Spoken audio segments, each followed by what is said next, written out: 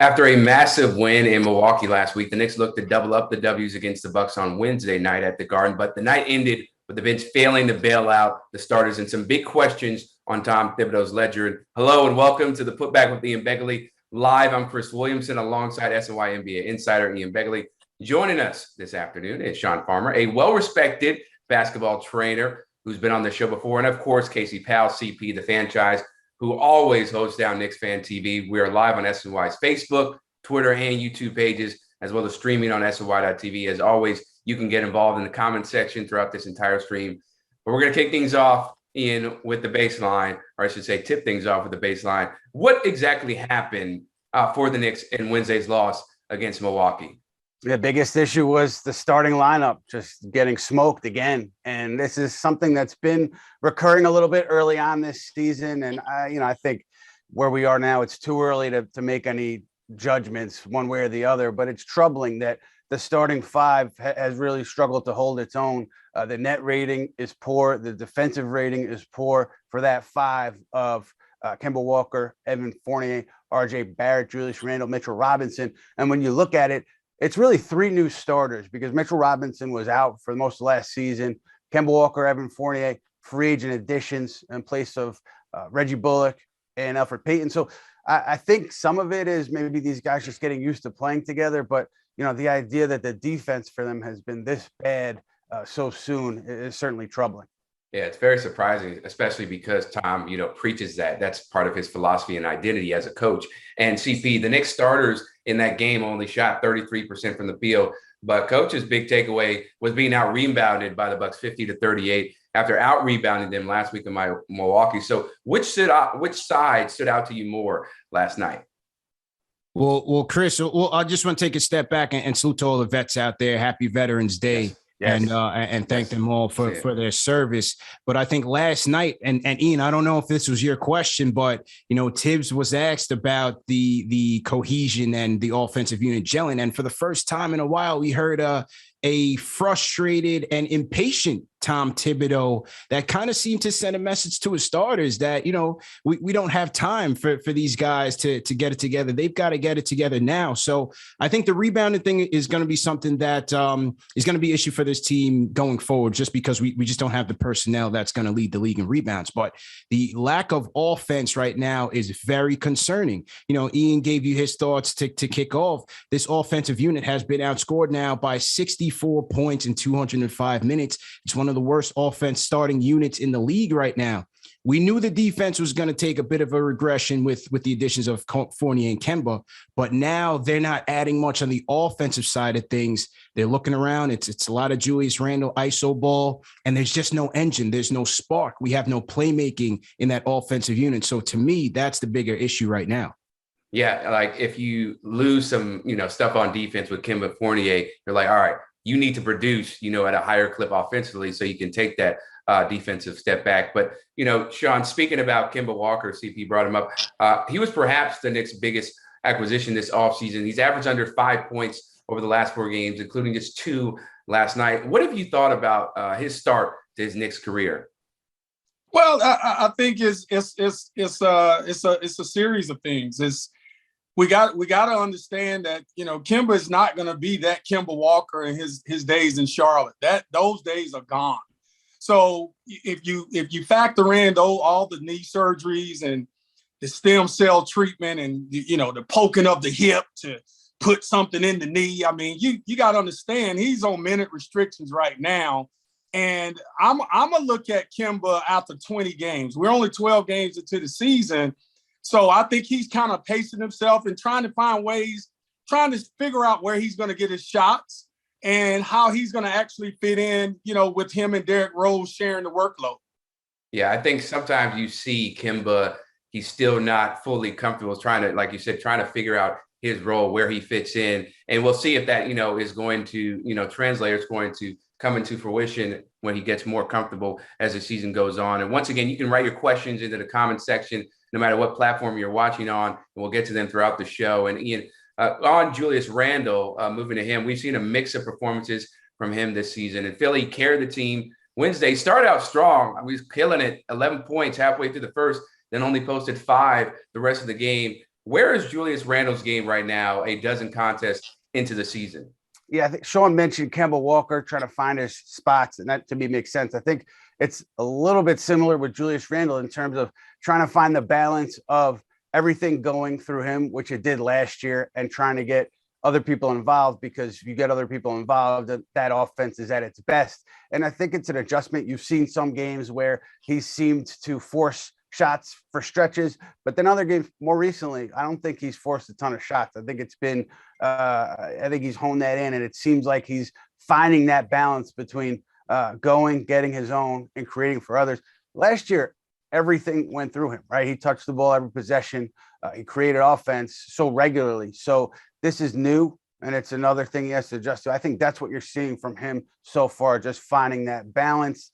He's probably going to be, looking for it all year long and trying to figure it out. But I give him credit for not forcing it too much recently.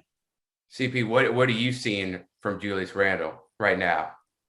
Yeah, I agree with everything that Ian said, and it was something that we figured was going to, happen as this season took place, and just trying to find that chemistry and that dynamic with Kemba Walker and Evan Fournier in particular, because last year so much of the playmaking was on Julius's shoulders. So it just seems like he's trying to figure out that balance. But right now, another thing that we had mentioned in the preseason show, Ian, was that we were looking for ways to get Julius easier shots in this lineup rather than just relying on him in isolation situations. And that's where I wanted to see more of a two-man game between he and Kemba Walker, between he and Fournier, and even he and RJ Barrett, just to see if we can get Julius going downhill a little bit more, getting him some easier shots in rhythm. And that way we're not just relying on him to create in isolation and, settle for a lot of mid-range shots, because it's just not clicking right now on the offensive side. Need the creator. I mean, you said it last night, CP. You said it today. They need a creator. They thought they had more offensive creators. The equation for them, I think, was we're going to get Kemba Walker, we're going to get Evan Fournier, and the offensive increase that we get for them is going to outweigh what we lose on defense. That hasn't happened most nights so far. And again, it's early. I think it's too soon to kind of bang the drum for massive, rotation changes, lineup changes. But if things continue to trend this way, I think that Thibodeau wouldn't hesitate to make a move, because they're trying to win games. I mean, they won 41 games last year. That created a certain bar of expectations outwardly, but also internally. Some people over there felt like, hey, this was a great season. We need to build off this. We can't take a step backwards. So they're trying to win games. There's not going to be any tanking or anything like that. They're trying to win every night. So, yeah, they've got to figure it out quickly. And Shawn, where do you think they would need to make changes if, these trends continue with Kemba, with Evan, some of the players that, haven't really rose to the occasion like we thought going into the season? Well, one thing that really sticks out to me looking at the Knicks, these last 3-4 games, they must and they have to move the basketball. I think they play a lot better, and I think they need to push more. I think they need to push pace. You see in certain stretches when D Rose get it and they push and pace, they look like they're having fun.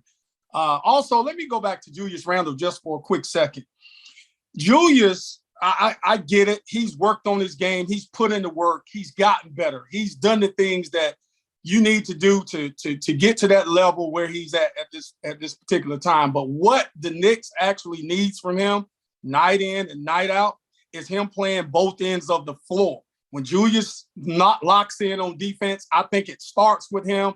I think the Knicks, we talked about offensively going through him. I think setting the defensive tone goes through him. But I think, to answer your question, the ball does not need to stop. And I think that's where they need to evolve to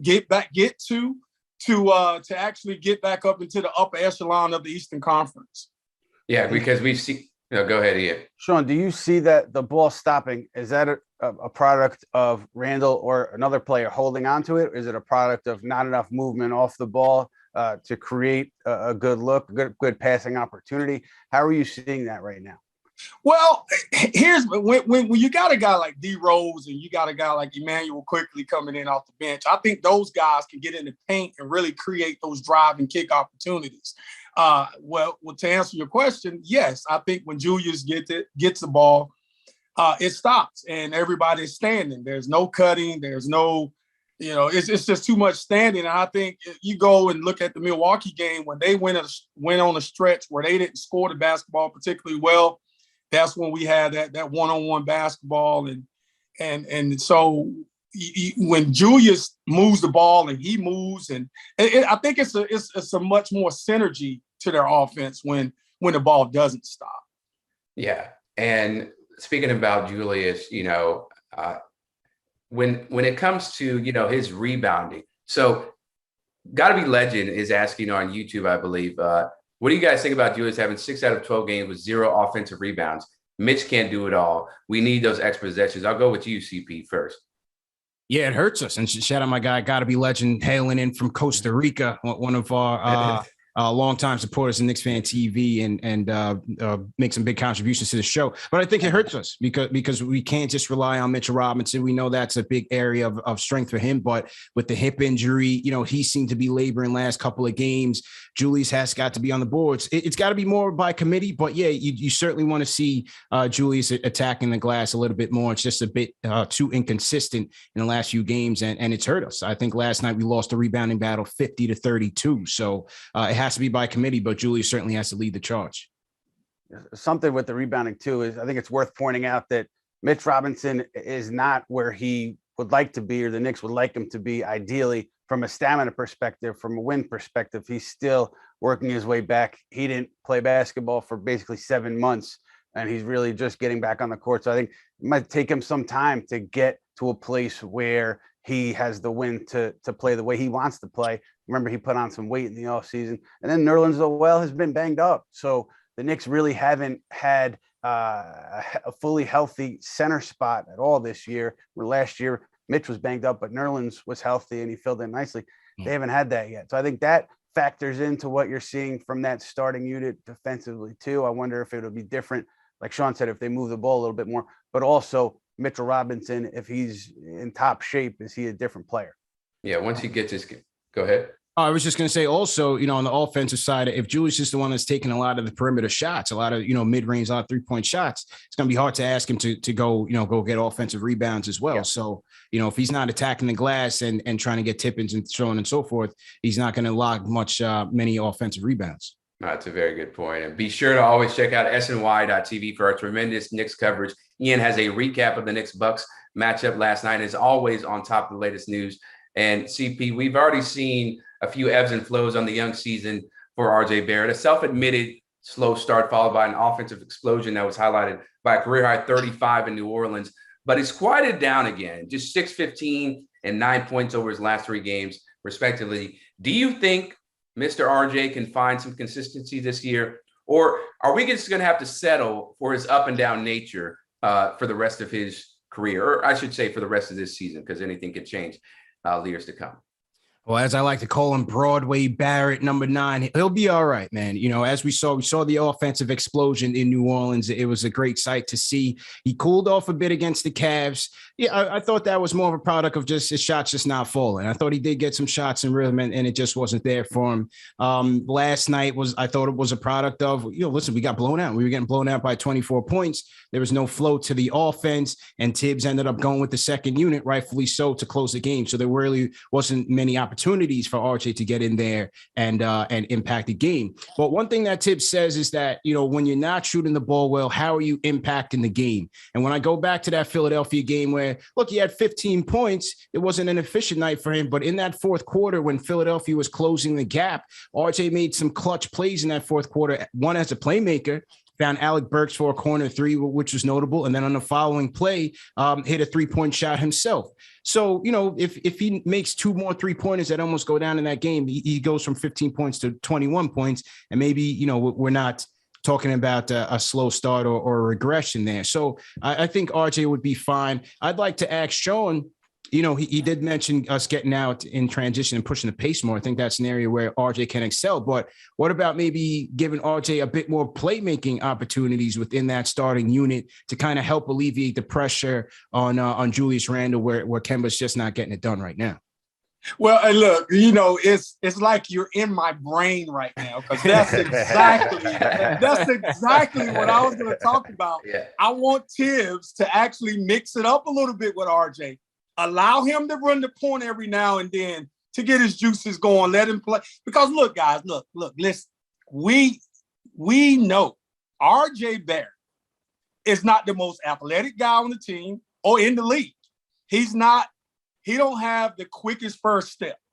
What RJ, now he's gotten better. He's shooting the ball a lot better. RJ is the type of guy that he's gonna do whatever it takes to win.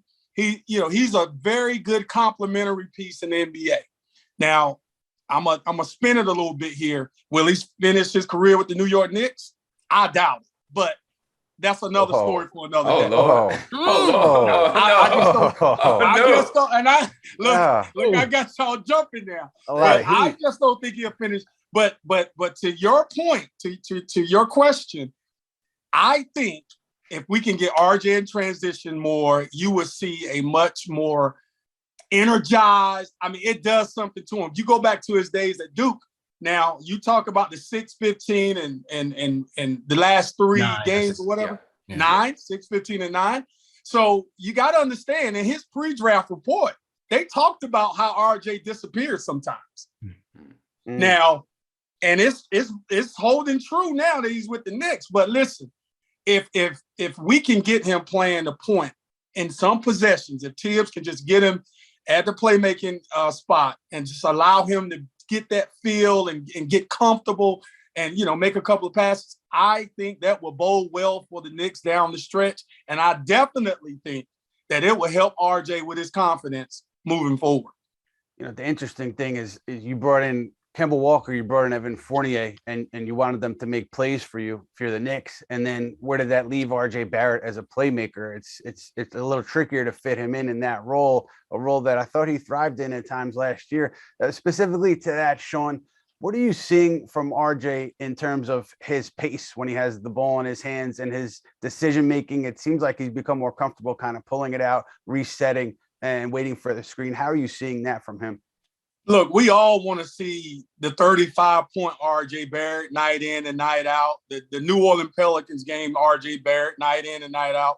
But let's be realistic. That's not going to happen every night. But to answer your question, his pace has gotten his pace with the ball has gotten a lot better from his rookie year. He looks really comfortable, like you said. I just think RJ, when he has the ball in his hands, I think he's very methodical with it. And I think you just got to allow him to just free flow, come out of like he did with New Orleans. I mean, he wasn't even thinking, he was just playing. Mm-hmm. And I think he gets into that thinking mode sometimes where like I said, he's a complementary piece. A lot of people might not understand what that means, but sometimes I think he can take the lead when Julius is not in the offense. I think he can really relish into that role of somebody that can lead the team, can initiate offense, can play isolation, can play in the pick and roll. And like I said, will he ever be an all-star? I doubt it. Will he ever be first team all defense? I doubt it. I mean, he said that at the beginning of the year, but he looks really good in those when he has the ball in his hands and playing with pace. Yeah, and he looks good when he has the ball in his hands, but when it comes to off the ball, especially with Evan and RJ, the Fishers on YouTube is asking Ian, they don't play well off the ball together. They cover similar assignments, and it's clear RJ does well, included with the second unit. Evan made his money game one. It's time to run through RJ. Do you agree with that, Ian? And is the question more so defensively or offensively in terms of running through RJ? I just want to clarify there from the Fishers. I think it's offensively. Yeah. So I think, listen, Evan Fournier, if he's not going to knock shots down for you, which he has and he hasn't, depending on the night, he's not as effective for you out there on the floor. So I wonder, how long do you stay with a Fournier on a night where he's not hitting shots? Listen, he's not I don't think he's a plus defender. I think people around the league would agree on that, but he's strong and he's tough and he uses his frame to bother people on defense. So I don't think it's like a sunk cost on that. However, I do think if you're choosing one over the other, you might want to choose RJ Barrett because if you make him the creator, you put the ball in his hands, maybe that opens up more looks for Evan Fournier to knock down shots as opposed to asking Evan to be a creator. Maybe you ask him to spot up and knock a shot down when RJ is in that lineup. That could be a tweak that you see. I think it's an interesting point from the Fishers. Yeah, we'll see how it all develops as the season continues. And be sure to watch Geico Sports Night all night, every night, starting at 11 p.m. on SNY. The show has plenty of Knicks news, sound, and discussion throughout the week, plus highlights and post-game reaction following every single game. Ian Begley stops by from time to time. I've been known to frequent the show just a little bit as well. So be sure to watch Geico Sports Night on SNY. Chris, now it is time for something we like to call the Rose Garden, where Chris gives some flowers to a player or an aspect of the team that he thinks may be a little bit under-discussed, under the radar recently. And so now, Chris, what are we talking about this week? All right, so my pick is Obi Toppin because we talk about Derrick Rose. He's great. We talk about Immanuel Quickley, the spark that he provides off the bench. But I feel like not enough people give Obi Toppin credit for how he's been able to mature in the game. He looks so much more comfortable. We saw in that second half against the Bucks, he was taking Giannis to the rim, and he wasn't scared, of the defensive player, former defensive player of the year. He looks a lot more at ease with his spot. He can get those alley-oops. He also is a great I won't say he's a great defender, but he can alter shots on the defensive end. And I just like that he's able to move a lot more freely and a lot more confidently. And so I think he's somebody who Tibbs should actually give more minutes because when he's on the floor, you can see how much better the Knicks do when he has those minutes. I got to ask CP something because it's one of these burning topics about Obi that Knicks fans have been talking about early in the season. CP, should he be getting more minutes? How should those minutes come? How do you feel about Obi and increasing the minutes or leaving them where they're at? It's so hard, man. And I got to agree with everything that Shawn said because Obi, when I look at Obi from last year to this year, it's all about energy. It's all about confidence, making that quick decision out of the pick and roll, attacking the basket, finishing very well at the rim, 84% finishing at the rim. Knicks are plus 27 points per 100 possessions when he's out there on the floor. He's out there helping with that second unit. The chemistry with Derrick Rose is off the charts. He and IQ also developing that energy, and he's bringing it on both ends of the floor, not necessarily lockdown defender, but he's bringing that energy there as well. The question becomes when it comes to more minutes, and it's been a hot topic of debate amongst the fan base, is what do you do about your rim protection? Because your perimeter defense is breaking down so quickly that, you need a Mitch or Noel or even a Taj out there to be that presence to try to deter some shots at the rim. And I know that has to be a number one area of priority for Tom Thibodeau. So Tibbs has already said he doesn't want to go with Julius at the 5 because he doesn't want to wear him out. And he's already said he's been leery about playing those two guys together because of the lack of rim protection. So I just don't see where Obi's going to get an increase in minutes unless it's a situation like last night where we needed that, change of pace, that energy to try to come back into the game. And he brought that. DP, the other thing that's tricky, just in a bigger picture sense, is you have Julius Randle as your power forward. He's going to be playing, 35 plus minutes a night. And so to work in Obi, more minutes than he's getting right now, you have to get creative with the lineups. And I don't know how comfortable Tom Thibodeau is with those. But Shawn, I have a question about just Obi in general. When you looked at him year one, I know you watched him a lot. You're looking at him now year two. The outside shooting is something that everybody around the Knicks hopes comes along. Have you seen anything different from his shot?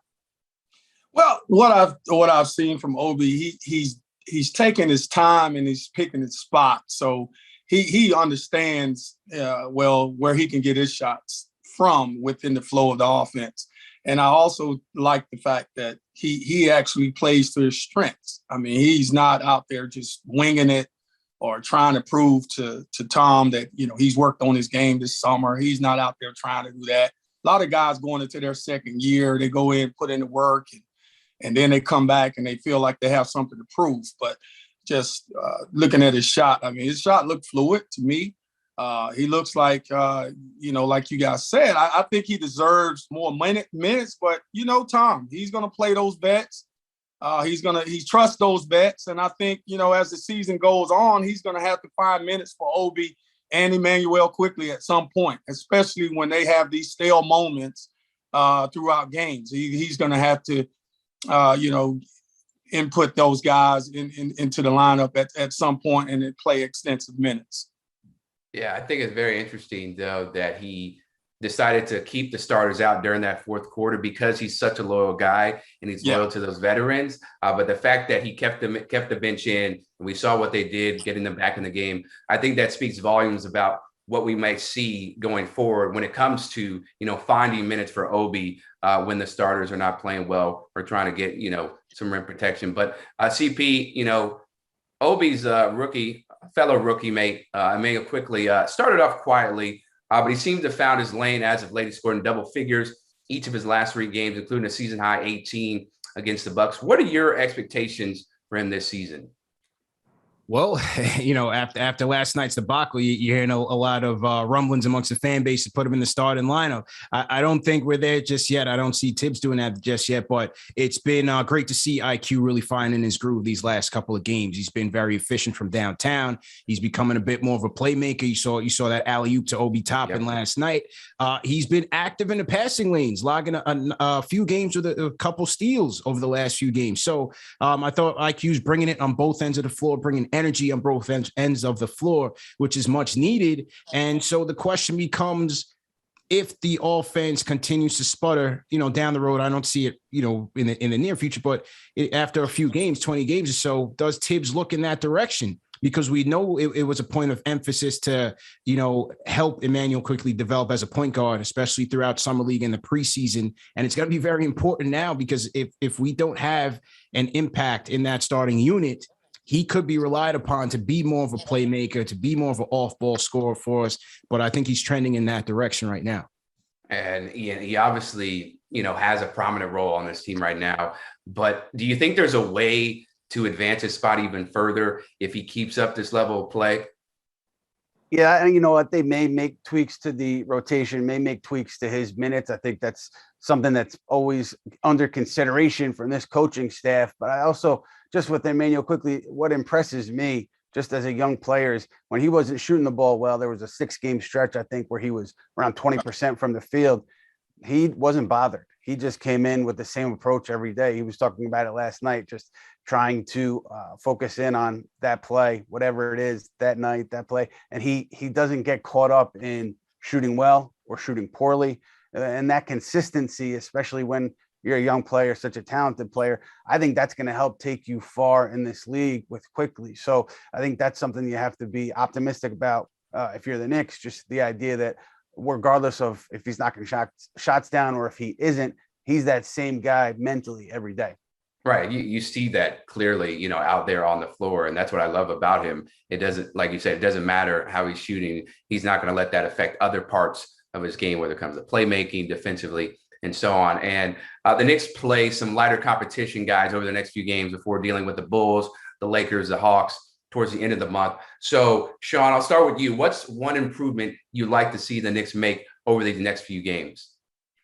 Well, offensively, I think they need to figure out who they are and who where they're going to get their shots. I think they need to really get guys that can really attack the paint and put more emphasis on D-Rose, Quickley getting in the paint, and which is it puts a lot of pressure on the opposing defenses. And I think that opens up the offense a little bit more. It gives you they have a floor spacer now with Evan Fournier and when Julius is rolling, those guys can make shots on a consistent basis. But I think those guys really need to think about pushing pace. And I think that after, like I said, I break the season down in 20 game increments. The first 20 games, they're trying to figure things out. They're trying to figure themselves out. I mean, preseason is only 2 weeks. But going forward, then I look at the next 20 games going into All-Star break, after All-Star break, and then playoffs. But I'm not worried about the Knicks at all. I think going back to Immanuel Quickley, when I played the game, my coach used to tell me, make me play you more minutes, make me play you. And I think he's going to push Tibbs in that direction because he's an offensive. He's really good offensively and he's a shot creator. But I think Tibbs has to trust him defensively. I think he got to earn Tibbs' trust on that end. And then I think because he's only averaging about 16, 18 minutes a game now. And I think he can get up to that 20, 25 range if Tibbs can look at him like, look, can I trust you?